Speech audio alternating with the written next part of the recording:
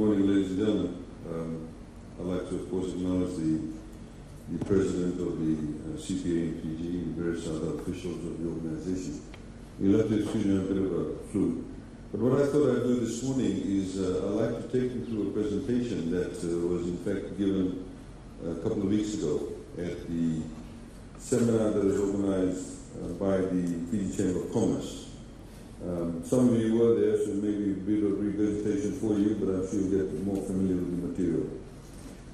What I'd like to do is very quickly present to you the state of the economy and indeed where we're headed towards. Because I see that in your session both today and tomorrow, you're talking about things like innovation, access to technology, and of course mentorship, etc. That sort of feeds in respect of the vision that we do have in respect of where Fiji should be by 2025, and indeed that was a topic that was discussed a couple of Saturdays ago. So where are we? Where do we stand today as a nation? What have we done? What do we need to do? And what will we achieve in the nation? So can I get a mic?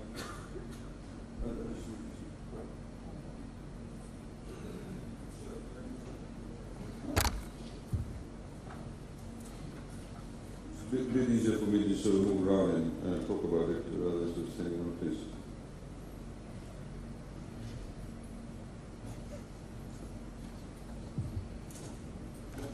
So I'll very quickly take you through this, ladies and gentlemen. So we've become a lot more prosperous and inclusive nation today than a decade ago, and I'll tell you why and how. Our economy has been expanding rapidly, and prosperity is shared, of course. We have a very robust and fast-growing private sector. Again, I'll show you some statistics on that. Infrastructure is being modernized. You can see that all around you. Now, on the global stage, we are, of course, punching above our weight, in terms of we were chair of the G77 plus China, on the Prime Minister and President COP23, going into COP24. We now, in fact, in October of this year, Fiji will become the chair of the small states grouping in the World Bank level, which is actually quite an honor for us. And of course, Fiji has been given the opportunity next year in May to host the annual ADB meeting. It's never been held in the Pacific, and there will be something like 4,500 people descending on Nadi in that for 1 week in early May. Just very quickly, these are the statistics or the figures as far as the size of our GDP is concerned. At independence, our economy was $0.2 billion in 1970. 991 billion, and it grew. You can see between 2000 and 2008, it grew from 3.6 to 5.6 billion. But within a span of 10 years, it's doubled. And that's quite significant to have your GDP doubling within 10 years. That should take almost 30 years to, in fact, reach $5.6 billion. Yesterday evening, I was at the gathering with PIFTAC and PETA, which is the tax administrators throughout the Pacific. And we also revealed that it took almost 35 years for the revenue collection in Fiji to reach $1 billion. Then in 10 years' time, it went up to $2 billion. Then in 4 years' time, it went up from $2 billion to $3 billion. So you can see its time is actually getting shorter for us to be able to achieve much higher targets. This, of course, has enormous implications for you, those of you who are practicing, both or various other organized entities. It has enormous implications both in terms of your growth, your ability to deal with your clients, and of course the pressure that it will also put on human capital resources. We've talked about, people talk about in Parliament, etc., about unprecedented growth. Straight 9 years of growth we've had.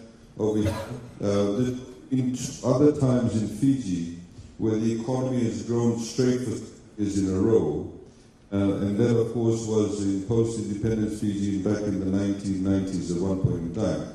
But we've never grown 9 years straight in a row. You can see over here that we have a very muted growth rate here, and that, of course, was because of Cyclone Winston. Cyclone Winston cost us $1.3 billion of our GDP, almost a third of the value of our GDP. It's quite significant. Notwithstanding that, we still grew, albeit at a modest sum, or modest amount, but the fact is we still grew. So the momentum continued, and that I think is very critically important. The trajectory, of course, is that we'll continue to grow for the next 3 years. Normally projections are done for only 3 years. So, I mean, we would, of course, safely say we'll grow for longer than 3 years. But that's the growth that's predicted. These are the sort of latest figures that we've had. Again, this puts more pressure on various other areas. So, when people become prosperous, you get more traffic. More people buy cars to deal with traffic issues. And a number of other sort of challenges it poses, for example, for foreign reserves. And I'll talk about that a bit later on. What are the areas that actually contribute to this growth? We, of course, as a government, our approach is to try and have a broad-based growth. We certainly cannot depend on only one or two sectors like tourism and sugar. We need to have a broad-based growth because if you can have a cyclone that can actually affect all the resorts, the majority of the resorts in all the sugarcane fields, and then you're in deep trouble. So the idea is to have a broad-based growth. And you can see, for example, there's a lot of opportunities in fisheries and forestry. Of course, agriculture, there's a lot of opportunities too. Certain things have happened. Now, of course, legally, you can lease land for up to 99 years, I should say, for agricultural purposes. Before in Fiji, if you lease land, the majority of the people who actually are farming live on leased land. They're doing sugarcane farming, vegetable farming, dollar farming, whatever the case may be. But the reality is that mainstream banks never lent in they still don't lend in the in the agricultural sector, predominantly.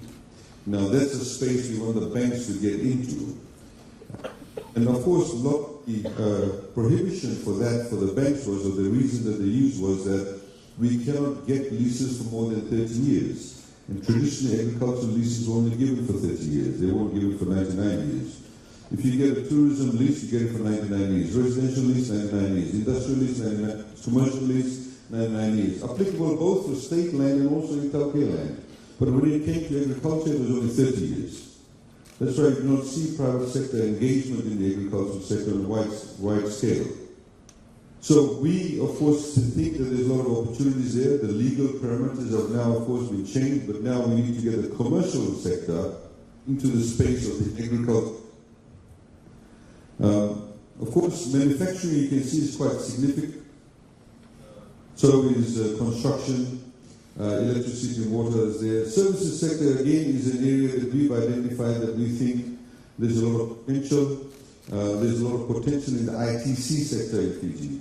We have a young population, we're an English-speaking country, not just in terms of call centers, but more like back-end processing.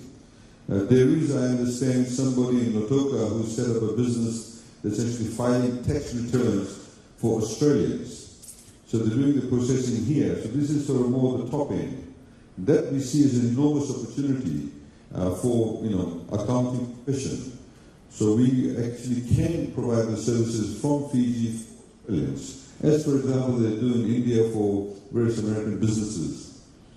And I think that's something perhaps that you can talk about and indeed can provide support for. You're of course now CPA, if you are recognized.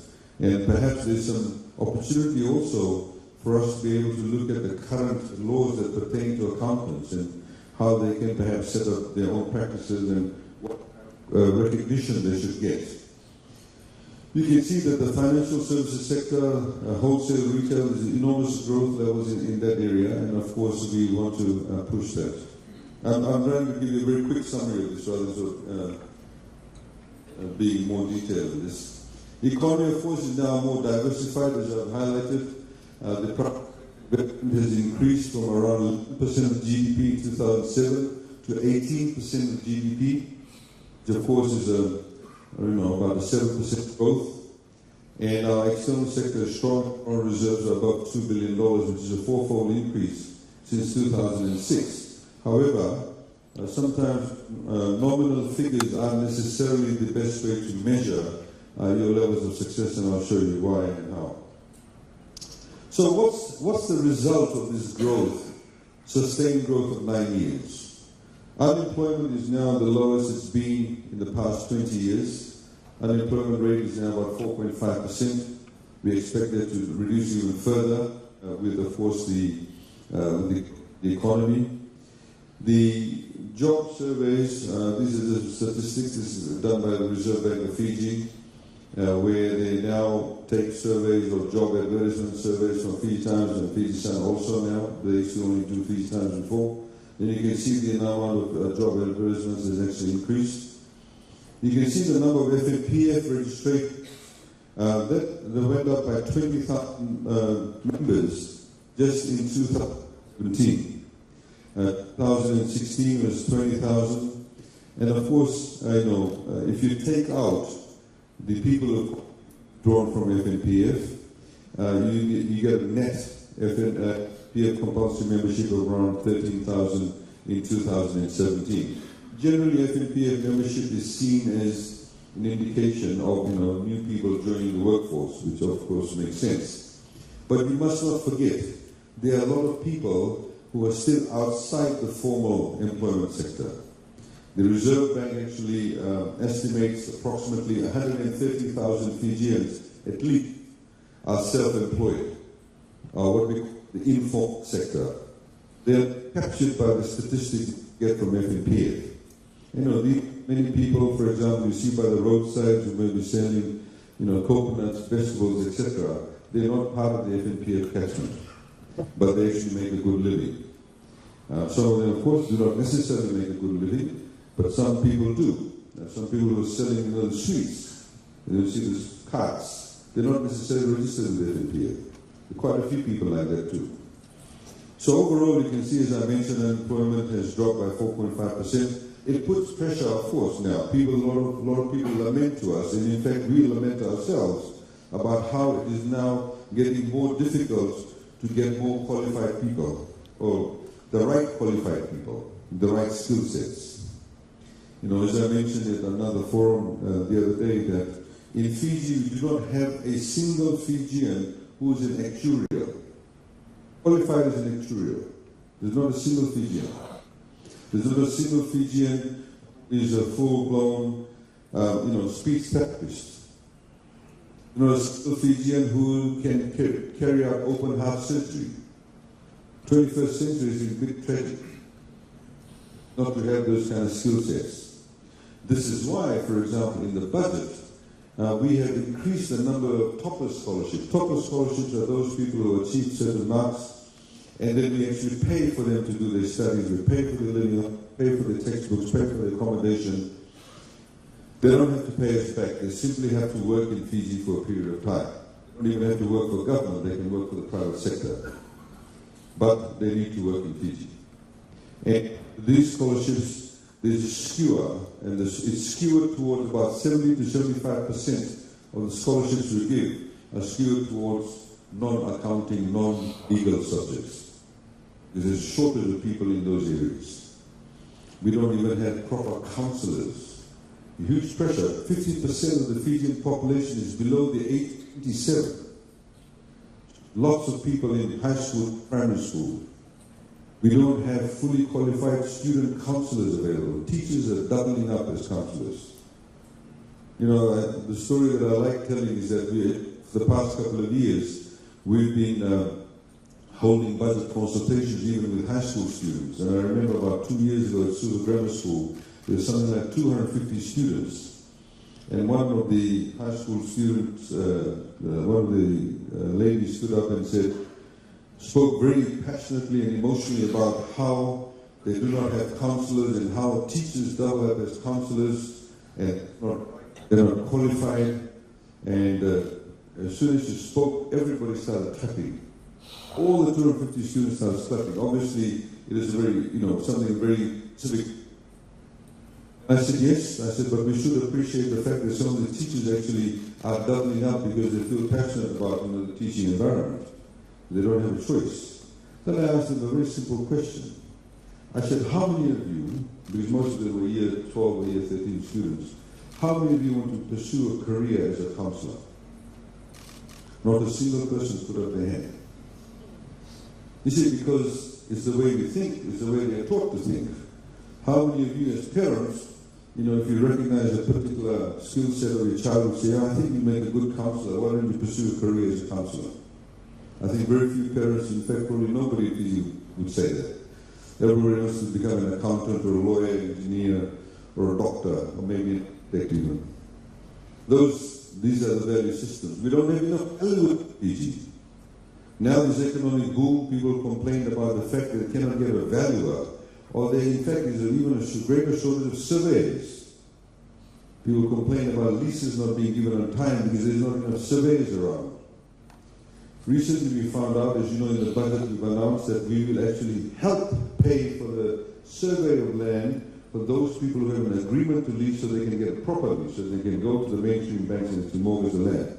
We've now discovered that some of the surveyors are actually charging now to give a quotation to get to land survey.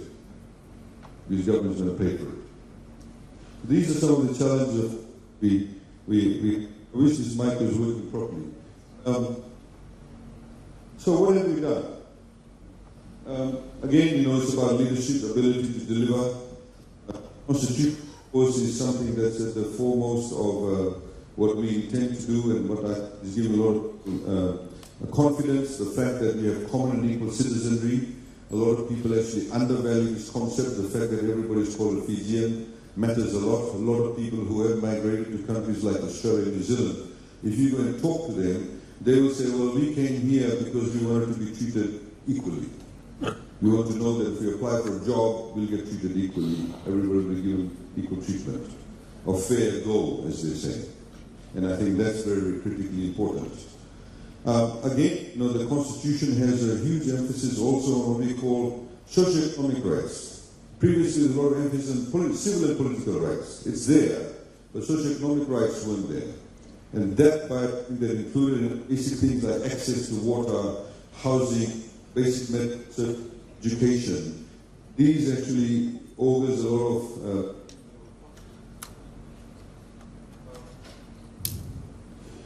again, we need to be able to be open-minded about where we are, where we're heading, the parameters that we want to operate within or should operate within. Again, it's not just about political open-mindedness, it's about commercial open-mindedness, looking at different ways of doing a business. Service delivery. It's very interesting. I just had some discussions with, just 2 days ago we had a meeting. As you know, we were engaged with the Singaporeans, the Singapore Corporation people. We've asked them to, for example, develop some software for us in the delivery of government services. We hope to, and you're the first to know about this now, we actually hope to in the next couple of weeks launch the pilot project where you can now register on your phone the birth of your child. So it's not fully blown 100%. You don't actually get an e-birth certificate. We're going to get there very soon. But what you can do, if to you who are parents, in particular mothers, when you go to the hospital and you're actually given your birth document, for want of a better word, they'll have the mother's name. Now you get a unique number. You simply go to the mobile phone, download the app, and you'll get the application form, you fill in the details. Of course, you have not named the baby at birth, but now you have a name for the baby. You put in the name, you put in the unique code number, and various other details, whatever is required. For example, if you eat okay, you put your tequila and your wusa, etc. All those details. You will then send the application to the BDM office. They will say it's accepted. And then they'll ask you what time you want to come and collect your birth certificate. This is unheard of in government. So you can actually put a time, they'll give you a time slot. So I will come at 10:30 a.m. to pick up my birth certificate. Now, we're also reaching out to all the banks to have an e-payment gateway.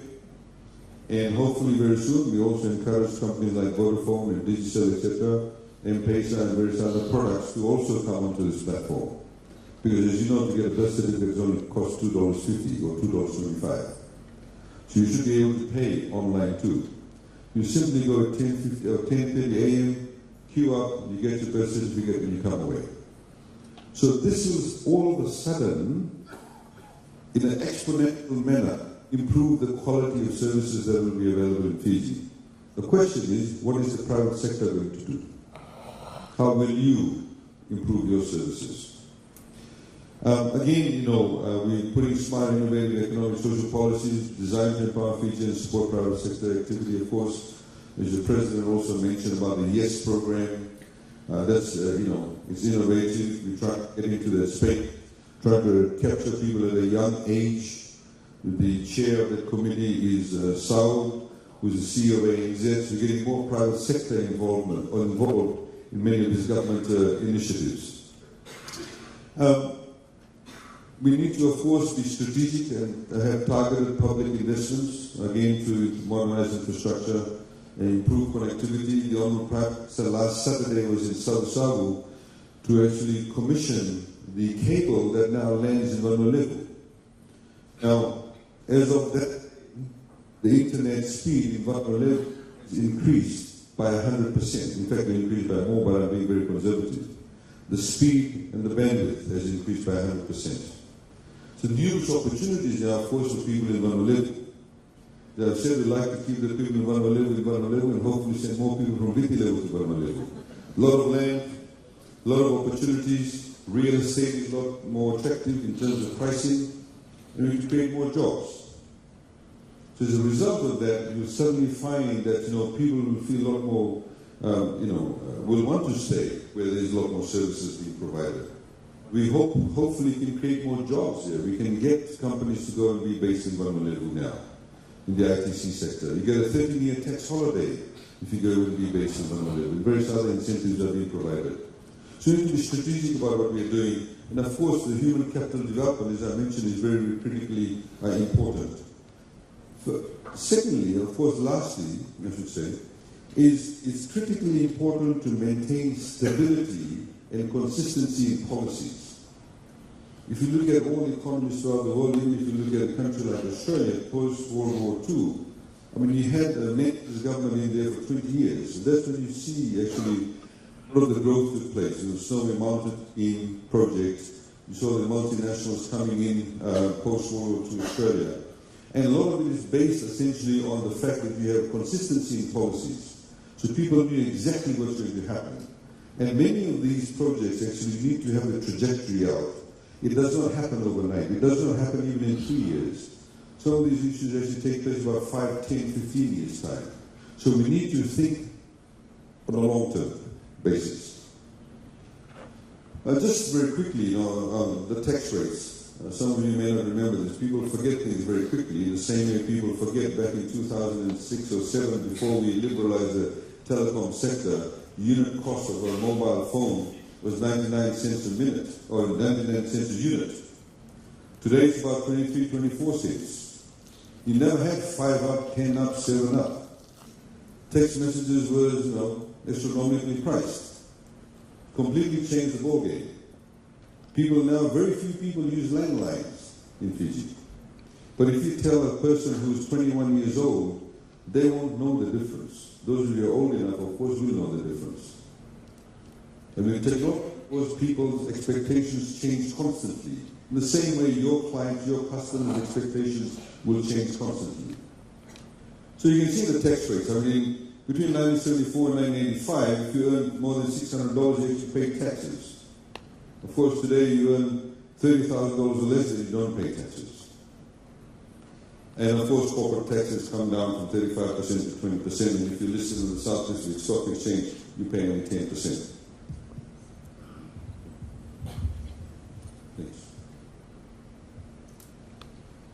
And of course, we've got various targeted incentives for tourism in the medical field too. Again, just in respect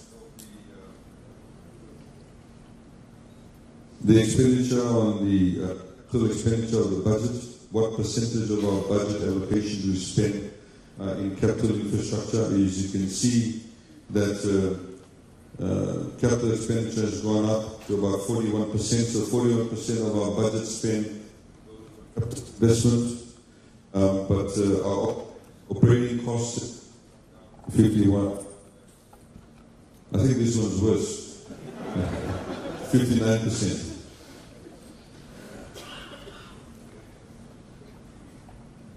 Just very quickly, I don't want to labor these points, but we've actually had money that we are spending in roads, bridges, and jetties.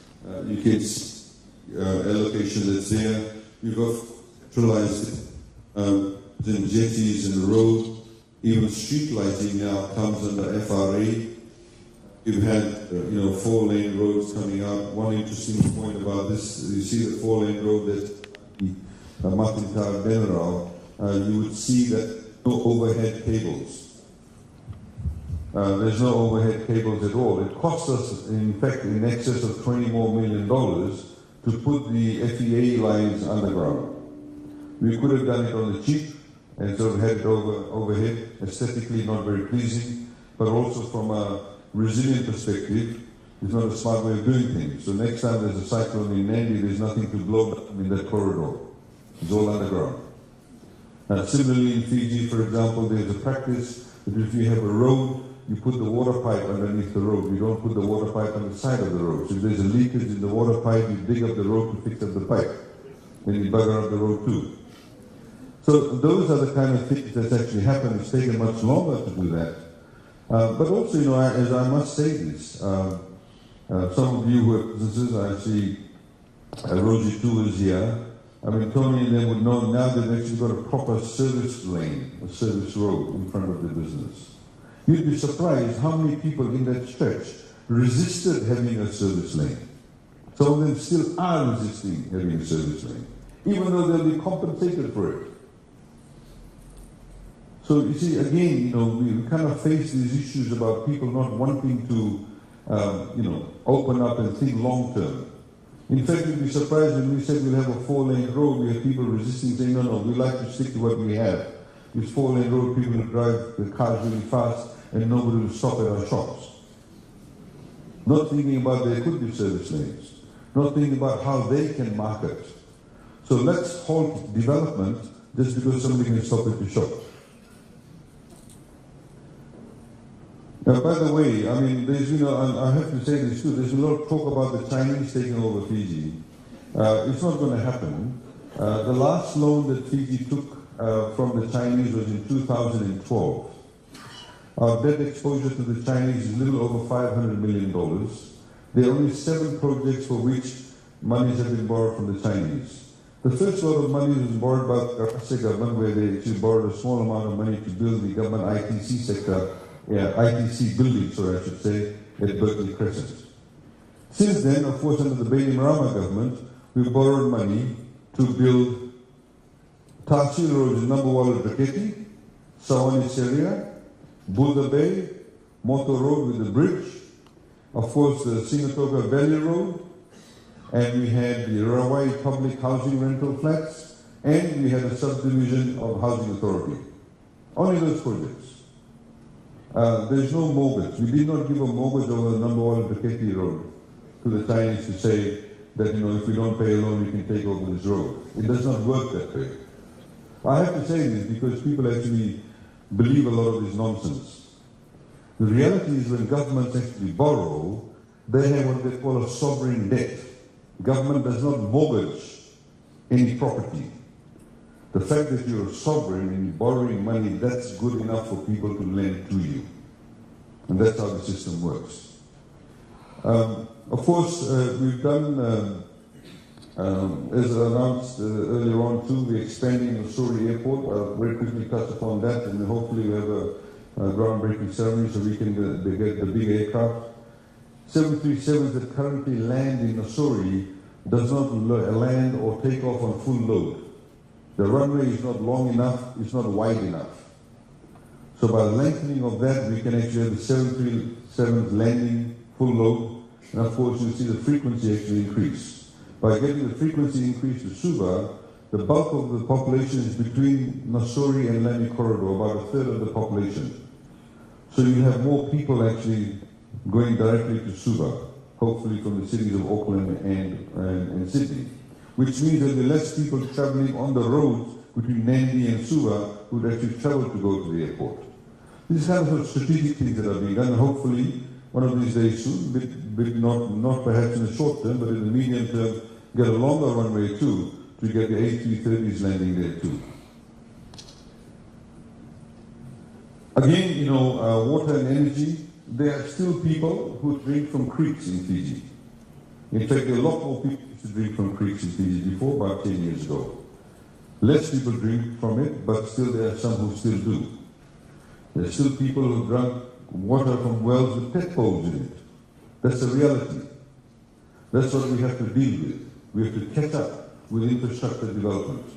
There's a lot of legacy issues we have to address. And as you know, in this year's budget, we've provided $50.8 million for rural electrification. And that's very critically important. As I mentioned yesterday to the tax people, that when they are tax people, they cannot only think about tax alone, look at the customer alone. They need to think about other, what may be called external factors. Because if the tax department wants to ensure that we get into, you know, e-filing of returns, etc., they have to be equally concerned about ensuring that everybody has access to internet. Otherwise, they won't use the services. How can they access the services? We have to make sure that there's stability in the internet connection. We have to ensure that mobile phone connectivity is everywhere, so we can use mobile broadband too. So these are the kind of things that we need to constantly think about. But of course, people need electricity. As I mentioned somewhere else previously, that every day, somewhere, somebody in Fiji or a household is getting connected to electricity. The moment that happens, it puts pressure. Sorry, I've lost it. I don't have it here, sorry. I was going to highlight the foreign reserves. But it puts pressure on this. Sorry. No, I've lost it. I'll have to come back to it. Because the moment you connect people to electricity, they immediately buy a fridge. They may buy a stereo, a microwave machine, a mobile phone. None of these things are made in Fiji. Even this mic that I'm holding is not made in Fiji. Nearly everything that you have on you, majority of it is not from Fiji. Even the clothes that are sewn, that you're wearing, sewn in Fiji, but the fabric comes from overseas. So as people become more prosperous, have more access to money, they will demand more foreign goods. When they demand more foreign goods, there's a huge demand for foreign reserves. So it puts pressure on that. And I wish I had that slide, but I don't, unfortunately. Of course, we do things like the subsidized electricity, those people who earn less than $30,000 a year. This is very important. Some of you, of course, it may not be applicable to you, because most people in this room probably earn more than $30,000 a year. But it makes a world of difference when somebody's paying 50% of the electricity cost. But what is really important too, when you want to assist people in low income levels, you actually have what we call targeted assistance. We have targeted assistance. That's to make the targeted assistance. This point is, of course, lost on many political parties, but I don't want to get into this space. I'm glad that happened. You see, for example, and I've been talking about taxation, the idea of having VAT-exempt items for everybody does not work. Because Tony Whitten, who has a very healthy income, when he goes and buys a packet of rice, or buys a packet of or bottle of oil, cooking oil, he also does not pay VAT. But he can actually afford to pay the VAT. When somebody else goes and buys a tin of tuna, they may be rich, but they're still not paying VAT. So it's better to have what we call a low tax rate and use that fund to then provide targeted assistance. In the same way, for example, we provide targeted assistance for those people who earn less than $30,000 a year. We pay 50% of the tariff. We don't tell FEA to or EFL now, artificially, you keep your tariff rate low. FEA or EFL must be paid the market rate, as determined by the Commerce Commission. But if we want to help those people who are low income, then we assist them directly. We give them free water. We give them subsidized travel to schools for their kids. And that's critically important as far as that is concerned in terms of long term. Of course, education is very interesting for you too. As you know, we're spending over $1 billion this year in education. There's a whole plethora of areas that we're providing assistance. $520 million, that's when free education started. That included, primary schools and secondary schools. Then we included early childhood education, and of course we've got toppers, and we've also got, tertiary education loan scheme. There's been a lot of talk about some people saying that, we'll make university education all free. It's unaffordable. It's unrealistic. It cannot be believed. $700 billion is already the debt from those people who have got Pels. To provide that, particularly when you have 50% of the population below the age of 27, is unsustainable. What is really interesting is those people who talk about free university education don't talk about primary and secondary schools, because primary and secondary school students don't vote. What is really important for us is we want to target primary and secondary schools. We have some fantastic schools in Fiji, but there are also schools in Fiji that have a hole in the floor. The roof leaks. They don't even have a computer. They don't have science labs. They don't have even access to whiteboards. This is why in the budget we've actually allocated the funding to do a stock take of the entire infrastructure of all the schools in Fiji. Majority of the schools in Fiji, over 90%, were started up by or are still managed by faith-based organizations or what we call community committees, school management committees. Thanks to them that we have all this network of schools. But we have to ensure also that the infrastructure amongst all these schools are the same. And accessibility to technology is also the same. So we are now on a project, we're spending $40 million in this year's budget to get internet connectivity, etc., and wireless platform. Every school in Fiji in a few years' time will have internet connectivity and will have the wireless platform. The wireless platform, we can also roll out programs. The quality of English in Fiji has deteriorated quite significantly from what it was in the 70s and 80s. So we can, for example, if every school has a wireless platform, they can tune in at 10 a.m. in the morning, and you have what we call, you may see in ABC Australia, English bites, basic grammar, comprehension. All of those sorts of things can be rolled out across the board. So just because some student lives in Kandavu, in a remote school, in a remote village, does not mean that he or she should not get the same quality education that somebody may be getting in Nakambua or Yeksen or Maris or whatever the case may be. Because, as we've said, digital age is the great equalizer, but it can be the greatest disequalizer. If you don't provide the technology access to everybody, you create a much bigger divide in society. And that's very important. Just for information, we've in this year's budget, we've also increased the number of Topper scholarships from 630 to 950. We've also provided what we call an accelerated form of repayment of TELS loans. For those of you who may be employed people who may have actually got a loan through TELS, please encourage them to do so, to pay quickly. If they pay their loan within the first 3 years, 50% of their loan, we write off the other 50%.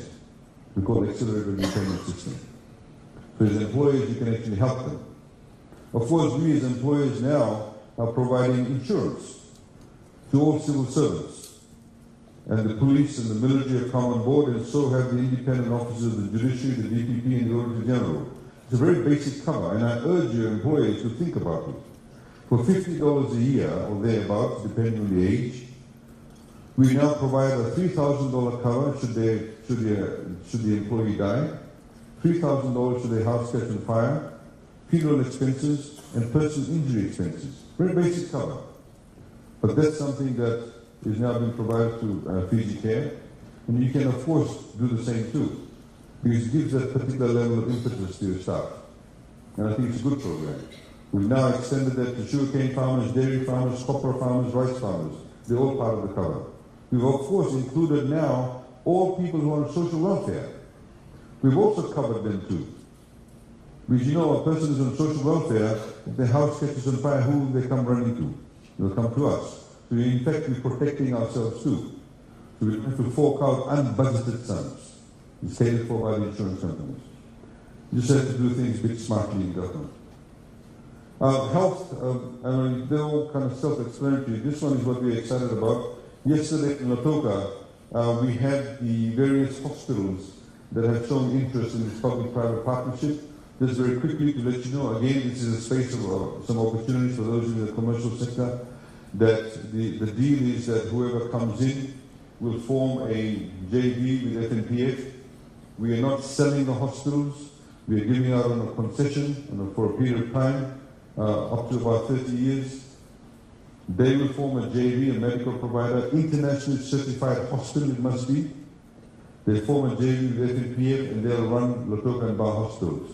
Certain conditions are attached, so 24/7 they must provide open heart surgery. At the moment, any one of us in this room, God forbid, has a heart attack, you have to go to Australia, New Zealand, India for an open heart surgery. Nobody here can do it. That will be provided here. Oncology, chemotherapy, that's part of the condition. And the other condition, of course, is they have to build a new wing at Lautoka Hospital, in which they must also provide, for example, operating theatres with viewing areas so our medical students can actually learn a lot faster, in-house training. It is very, very important to do that. So we are very excited about that. Ladies and gentlemen, just to think beyond that, beyond the services we provide to Fijians, is the enormous opportunity in the aged care space and also retirement village space. I remember a few years ago, we had about 2 or 3 Japanese companies that were very interested in setting up retirement villages in Fiji. As you know, Japan has got a very aging population. In fact, I think 3/4 of them are what we would consider old or very old. And of course, Australia has also got an aging population. The Japanese investors wanted to set up retirement villages, but they needed, access to full medical care, tertiary care. They could not do that, of course, because we did not have that then. Now, of course, with this, there's enormous opportunities for that. We're already speaking to some of the universities to have courses that will be developed, so our people can actually get the certification, so then they can get employment in this sector. We've already spoken to some of the people in Australia about that, and they will come and explore that once this hospital is set up. So enormous employment opportunities in that space, because as you know, traditionally, we are well known to look after kids and the elderly people quite well. A lot of people in the west coast of North America are there in San Francisco. Many people are there actually providing care for the aged. So we can have those opportunities in Fiji too, with this hospital being put in place. Just very quickly, our ICT sector, as you can see, we've allocated about $40 million this year. Digital government transformation, you'll see many apps being rolled out. One of them, of course, that we talked to the Singaporeans a couple of days ago is in the space of the company's office. And you'll be glad to know there will be some significant changes in the company's office. We take 6 months to do so and do it properly. While let's see again, we have people in Zikumbia at the moment who are watching television, are using the wireless platform. We have people in the interior of Matasiri watching wireless. So wireless is provided through 2 platforms or 2 ways. One is, of course, terrestrial means. In other words, you have one tower speaking to the other. But when you have, for example, a farm or a village or some location that's around the cove or in the gully, and you cannot get that frequency, then of course you get satellite. It's a one-off expense. Those people earn less than $30,000 a year, get a wireless set-top box for free. Cost retails at about $90 to $95. Once you connect it, you don't pay any annual subscription. At the moment, you get about 8 channels. But we also, there's a lot of opportunity to put in more channels, in particular like educational channels too. And free Wi-Fi hotspots. Again, this is to create safe spaces for people to have access to internet. And we've created what we call is geofenced. So for example, Sukuna Park is geofenced. If you're outside the grid in Sukuna Park, you won't get the level of speed or the bandwidth. But if you go into that space and you get access to that, you of course log on, and if you log on, then you get 1 hour free of internet. The Honourable Prime Minister launched it in Sabu, in the area, in the foreshore area. On Saturday, it's been launched here in Sigatoka, and we've been doing it to various other towns and cities throughout Fiji. A lot of young people actually come into that space, to create that open space for people to be able to interact. And also, to have that particular level of security too. And of course, we've said that we'll free Wi-Fi for all FNU campuses throughout Fiji. There's 24 campuses in Fiji. This is very important too. Some of you may have clients who are merchants. At the moment, when you go to a supermarket and you buy your groceries, you swipe your card, the bank charges you 40 cents on a transaction and 30 cents to the merchant. So on one transaction, they make 70 cents, which of course is a bit restrictive for some people, in particular some of the merchants. So we've had a discussion with the banks, and I'm glad that they've come on board. So they've all agreed that from the 1st of January next year, that you no longer will pay any customer fee. That 40 cents won't be deducted, it will be 0 cents.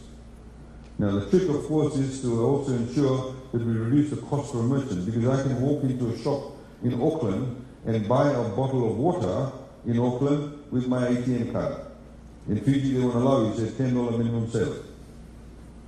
So we want, as I said to some kids, we want you to be able to, next time you go into a shop to buy a Chinese roll, you can buy with the ATM card.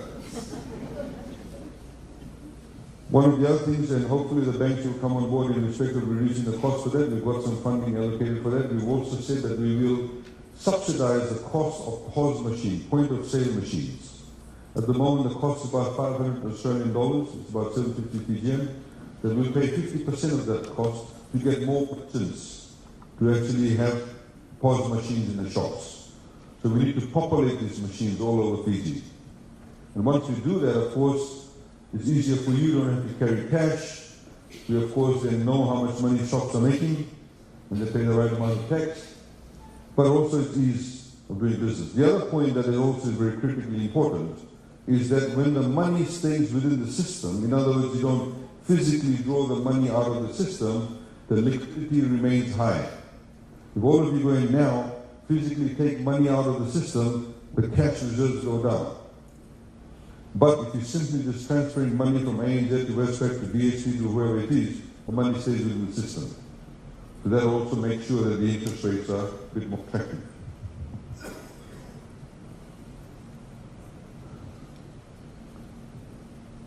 This is just to show, ladies and gentlemen, about the amount of social protection we are providing to people and who sits where. We have a poverty benefit scheme, about 25,000 people are there. A social pension scheme, as you know, that as I mentioned to you earlier on, there are many Fijians who have never been employed formally. We have what we call house girls. We have villagers who caught fish their life, or they're doing their tei-tei with cane farmers or farmers of different sorts. They've never worked for anybody. So they don't actually have a superannuation. So when they retire, there's no form of security. So now we started off by a few years ago, those who were 70 years and over, we started giving them $30 a month. Then we brought it down to 68, we gave $50 a month. Today it's 65 years and we give $100 a month. It's a good amount from the feedback that we've got, that $100 a month actually does help cater for a lot of people. So we provided 42,000 people who receive $100 a month at the moment. Child protection, a lot of abandoned children where the parents or grandparents or uncles, etc., may be looking after them. We have food voucher for rural pregnant women. We want these women to eat healthy, so they're actually healthy themselves when they give birth and the children are healthy. It's not only good for them and for the baby, but it's also good for the health system, less pressure on the health system. And of course, this is a new scheme we've introduced. It's a pension for people with disabilities. Government debt as a percent of GDP, as you can see, is reduced to 47%. We were sitting here. Of course, if Winston had not occurred, it would have been a much smaller blue line here. Winston cost us directly, as I mentioned, GDP took off about $1.3 billion, but also in terms of the cost. Schools alone, we spend nearly $200 million just to rebuild schools, so additional costs. Now, there are two ways of course, measuring debt. One is the nominal way, that's the actual dollar value of your debt. The dollar value of our debt is 5.1 billion Fijian dollars. As a percent of GDP, it's 47% of GDP. And those of you who, most of you are accountants, I don't have to tell you this. This, of course, is a much better way of measuring your debt as a percentage of your GDP, as opposed to the actual nominal sum. And I'm trying to explain to the kid, if somebody's earning $500,000, a year, and they're going to borrow $750,000 from the bank will probably easily lend it to them. But if I'm earning $20,000 and I borrow $500,000, I probably won't get that money lent to me. It depends on the capacity to pay the debt, and also your ability to soak in the debt, and of course, what's the outcome of it.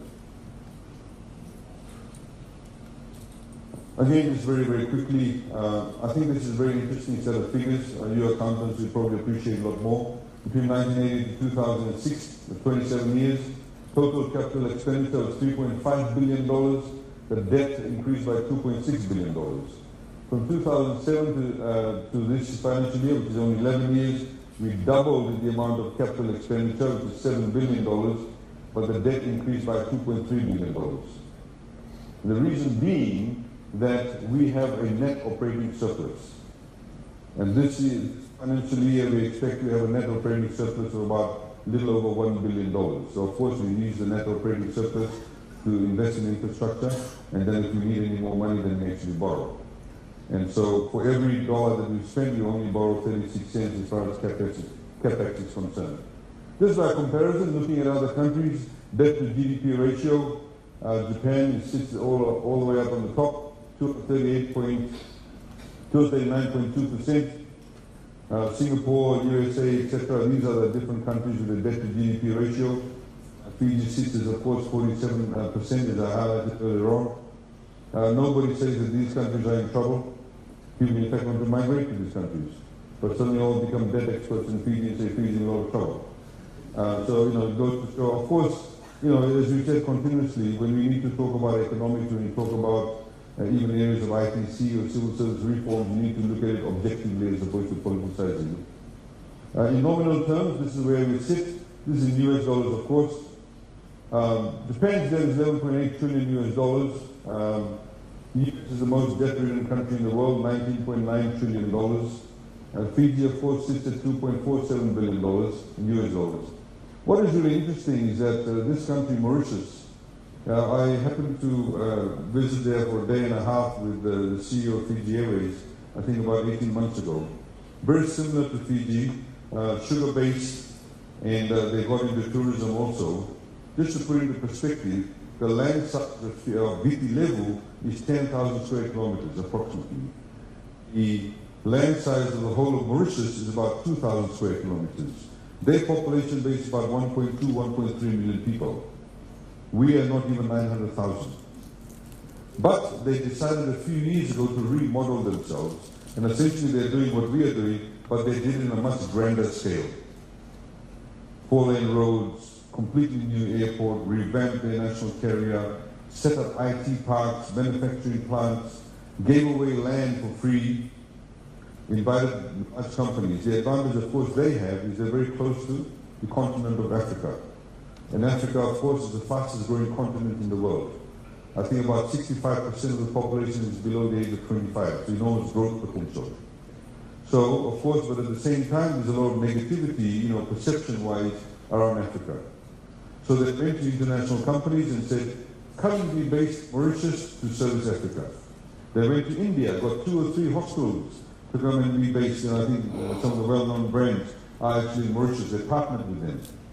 So they went to the rich Africans and said, don't go to India or France for your open heart surgery, come to Mauritius. And by the way, after you have your surgery, you can have 2 weeks of holiday at a beautiful resort. And it's working well for them. But they incurred a lot of debt, but that's what you call productive debt. It's actually giving them, good income from that investment that they have made. So the question, of course, is like in your businesses, you need to know why you're borrowing and whether your actual borrowing is to give you a good return or not. Essentially, that's how governments need to look at it.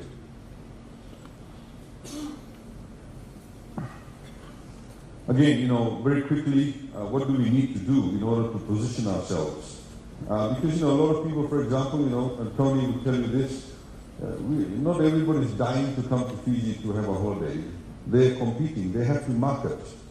They have to compete with countries not just in the Pacific, but they have to compete with Gold Coast. They have to compete with Phuket. They have to compete with Bali. And so we need to be able to constantly be reinventing ourselves, re-looking at ourselves. We need to change our attitude. I'll use the tourism sector as an example. We are traditionally accustomed to having tourists from Australia and New Zealand. Nearly 67% of our tourism arrivals come from only 2 countries. So we continuously talk about spreading our risks. We need more tourists from other countries also. We need more Australians and Kiwis, but we also, as a percentage, need to have tourists from other destinations too. So we spread our risks. If there's an economic downturn in Australia and New Zealand, we don't get greatly affected. If we do now in those 2 countries, we'll be greatly affected. So, how our staff what's the attitude towards like Indian tourists? What's the attitude towards Chinese tourists? What will the attitude towards tourists from other parts of the world? Well, I mean, it's very sort of Anglophile focused. These are the kind of things we need to think about. We need to change our attitude. We need to be able to think beyond the box. And that's critically important. Changing business processes. I mean, Fernando is here. He'll be talking to you about electronic transactions, etc. He's been of great help to us, great assistance to us. And again, we're getting into that space. We've signed various conventions now.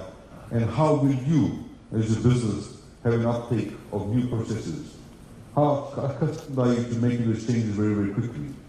Because remember that we are competing with other countries. We're a small country. We don't even have 1 million people. There's not much internal consumption-led growth. Little bit, but not too much. So we cannot be dependent on that. We're essentially dependent on external forces or external parties to come in and create the consumption-led growth also. So we need to constantly reinvent ourselves, constantly look at adopting sort of new technology and being smart about it, change our attitude towards businesses. Again, like I mentioned, uptake of technology. If government is going to start giving people appointments to come and, collect the birth certificates, what are you going to do? Again, revamping or introducing new skill sets. Yesterday I spent nearly 4 hours in a hall full of head teachers, with about 600 head teachers, 500 to 600 head teachers. Very interesting conversations. Of course, unfortunately, I'm sure all of you in this room would agree that civil service reforms are critical. But it can also get politicized closer to an election. The point I was trying to make, we need to have an objective assessment of reforms. So people were more focused on sort of the minor issues as opposed to looking at principals now of large schools can get paid up to $105,000. Nobody in their wildest dream in the teaching profession ever imagined they could get paid that much money. People are getting paid $60,000 to $70,000. But of course, we need to ensure that when they are going to get paid this amount of money, that we need to have the right people for the right job. It's very critically important. So we have a culture, for example, saying, this guy's been in the system for only 10 years. I've been in the system for 20 years. I should get this head teacher position. But this person with 8 or 10 years experience must have the chance to apply for the job too. Before the system was different. Those people with 8 or 10 years experience did not even get the job or didn't even apply for the job because a more senior person would get it. Irrespective of whether the person spent half the time in the grub bowl or how they dealt with the students. You see, so again, it requires change in attitude. And of course, the unions do not keep up the pace with that. You may have those challenges too. We similarly find that. As opposed to having a collaborative approach, you have an antagonistic 1960s, 70s approach. And that does not all go well. You have a kind of constant antagonism, which is not good for the economy. I've had people say to us, talking to various people, find out what they're doing so we can do something, we can stop work. It's not the right attitude. So this is very important for us if we want to really position ourselves as a country in 2025 and beyond that. We need to be able to ensure that we adopt new ways of thinking. Again, you need to have a continuation of policies, whether it's in LTA. Of course, many of these statutory bodies also need to revamp themselves in terms of how they, for example, give very basic things like taxi permits. Before, there was no rules around it. I mean, all of these people here could apply for taxi permits. I may be the last one to apply and I'll get it. But there's no reason given as to why I got it. Maybe I got it because I'm of the right ethnic group. Or maybe I went to the right school. Maybe because we went to the same mandir together, or church together, or mosque together. Or maybe we come from the same province, maybe we went to the same high school. There's no rationale behind it. So we need to have more laws, more rules, more regulations that are actually a lot more transparent. So people know, okay, you apply, this is how you get assessed, and this, if you pass this, then this will be the outcome. We need to be more process-driven, more transparent process-driven. That's critically important to ensure that we do that. Of course, the burden is with government too. But we need to work in collaboration, of course, with the private sector too.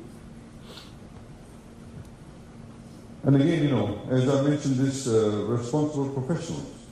I've said this before. We need more people from the professional sector to actually come out and give their opinion.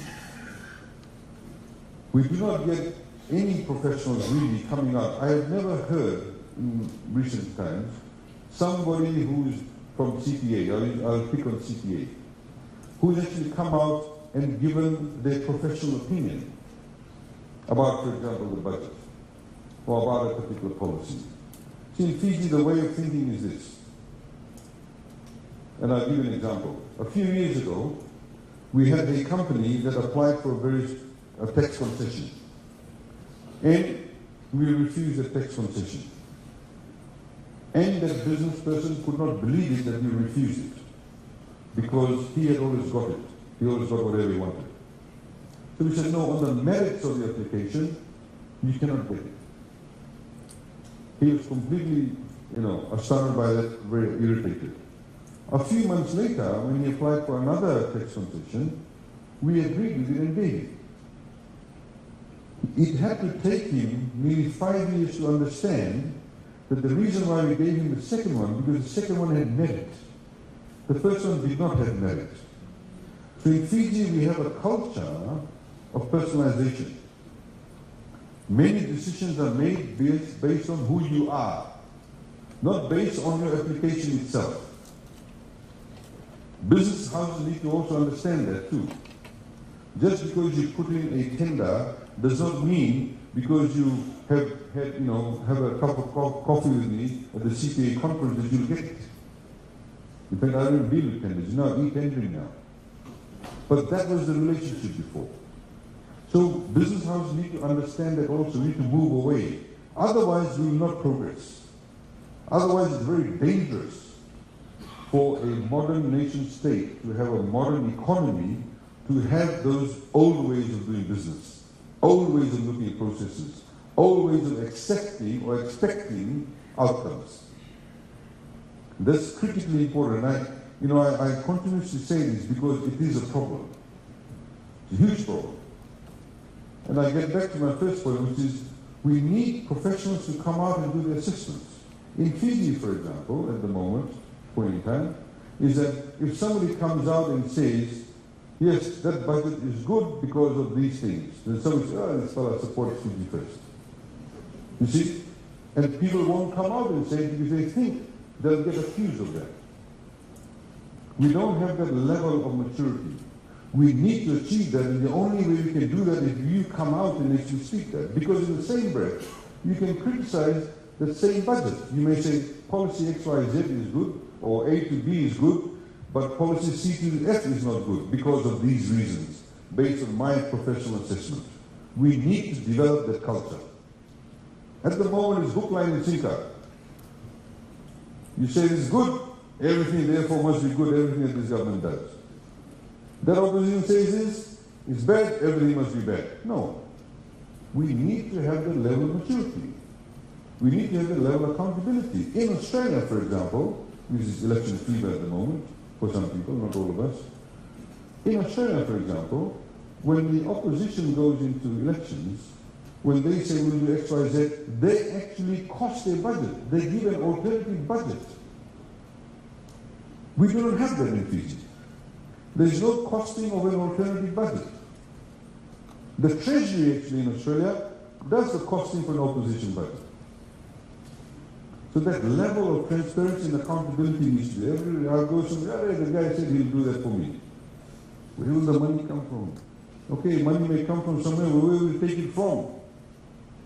So that is very critically important. I urge all professionals, I've said this to the lawyers, I'm saying to the accountants, I'm saying to the economists, please come out, give your professional opinion. Do not be shy, do not be ashamed, do not fear in giving your professional opinion. People will actually respect you for that. You may of course stop some flag when somebody says there's a culture, oh, you said this good because you support that party. No. You must give your professional opinion. It's critically important. That's the only way we can actually become a lot more self-reflective. What do we need to do? Just very quickly, we need to, of course, modernize our towns and cities. We've got the Singaporean Dr. Liu. This is a man who worked with Lee Kuan Yew to modernize Singapore. He was one of the architects and the town planners of Singapore City, as we know. He's in his 80s, but very, very energetic. He was here in Fiji. We're looking forward to his report as to how we can make smarter cities, a lot more greener cities. As we had a discussion, I had a phone discussion with him. Like I said, 50% of the population is below the age of 27. But of course, in about 40 years' time, these people will get old. So how are we planning our cities? Very simple example. In Fiji, everybody, all municipalities since independence have accepted the fact that you have one town, you have one big bus stand, you have one big market next to it. Every Saturday, everybody goes to the market to do their shopping. It should not work like that. We need to have decentralized market areas. We should have a small market in, I'm using Suva as an example, Tamagua, Flagstaff, various other places. You can see these ad hoc markets have sprung up. They're actually quite ugly, some of them. They don't look good. Aesthetically, very unpleasing. Does not modernize the city, but we need to provide the services. So I should be able to walk. If I live in Tamagua, I'm doing a bit of exercise, I can walk to the market, I can walk to the supermarket. All my amenities and services are available. From the 1st of Jan, it's not up on the slide, as you know that we've announced that the 1st of Jan, if you visit a GP, your visit to the GP will be free. Most of your businesses will pay, you pay TPAF levy, as you know. 1% of the gross salary that you pay. We collect approximately $23 million a year. Well, not we, as in FNU, collect $23 million a year. From the 1st of Jan, 50% of that will go towards paying the cost of your visits to GPs. At the moment, most of you probably can't afford to go to a GP. Most low-income people cannot. So people who may work for you. So in the morning when they wake up, they've got a headache or they've got a runny nose, they want to go to a doctor and maybe get some medicine. So they'll go to the health center, they will go to CWM or the nearest hospital. So there's a long queue of people. Sometimes the wait is very long. But from the 1st of Jan, they can go to the local GP where they live. And when they go and visit them, we'll pay for the cost, they bill us. And how we pay for that is from the 50% of the $23 million. Why are we doing that? Of course, it will reduce the pressure on the public health system. Of course, if you're suffering from a heart attack or your hands being chopped off, you don't go to the GP. You go to the hospital. They do the emergency cases. They do the serious cases. But there are many places in Fiji that don't even have a GP. Kororo Town, Nambuwalu, Nasarawanga, Senganga. Because doctors don't go there, and these people cannot afford it in any case. So I won't have any business. Part of the budget is actually allocated funds to help GPs set up their practices in remote areas. So in that way, that puts less pressure on the public health system and create a lot more industry as the GPs are concerned. Continuation of policy, Itaukea land, making it more accessible, making it a lot more valuable. We're making it a lot more attractive. Of course, for example, we've got the various projects now. There's about 5 projects on foot where we have encouraged, and this is a problem that needs to be addressed. For decades in Fiji, nobody has really helped the Itaukea people become the actual, or take the cream from the land. Traditionally what happened, if there's a piece of land here for development, because the Itaukea landowners did not have the upfront cash to, for example, put in the roads, the water, the electricity, the drainage. So you have some investor who will come along and lease the entire 100 acres. At a cost that's not that much. And then because he or she has the funds, they'll subdivide the land. They may be paying $2,000 a year rental for that, or lease money, but they'll be selling each lot for $110,000. So they take the cream. So what we have done now is that we're actually Landowners that have formed their groupings, we're actually helping them develop that. There's one over here. Please have a look, opposite Pacific Green in Yandua. We're developing the land for them. So they can actually, it's prime land. They'll probably be able to sell each lot at least for $250,000, $300,000, perhaps even more. So in that way, they also they're not only asset rich, but cash rich.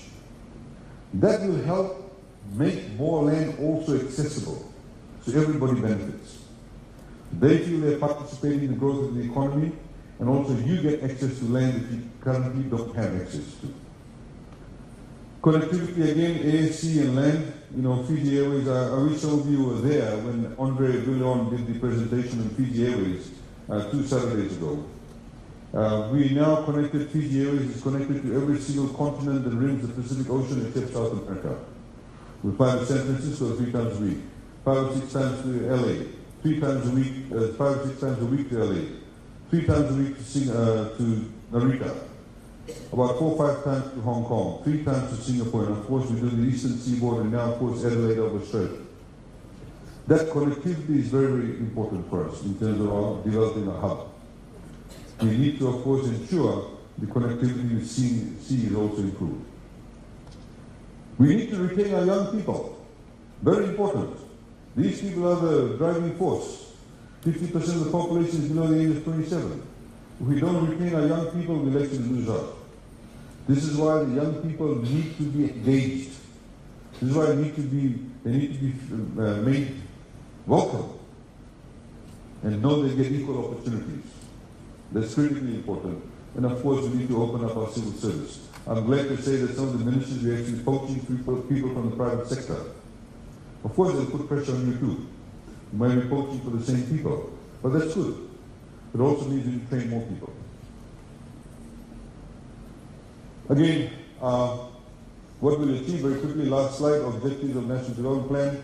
Please, www.economy.gov.fj. If you go to the website, you'll find everything that I've spoken about.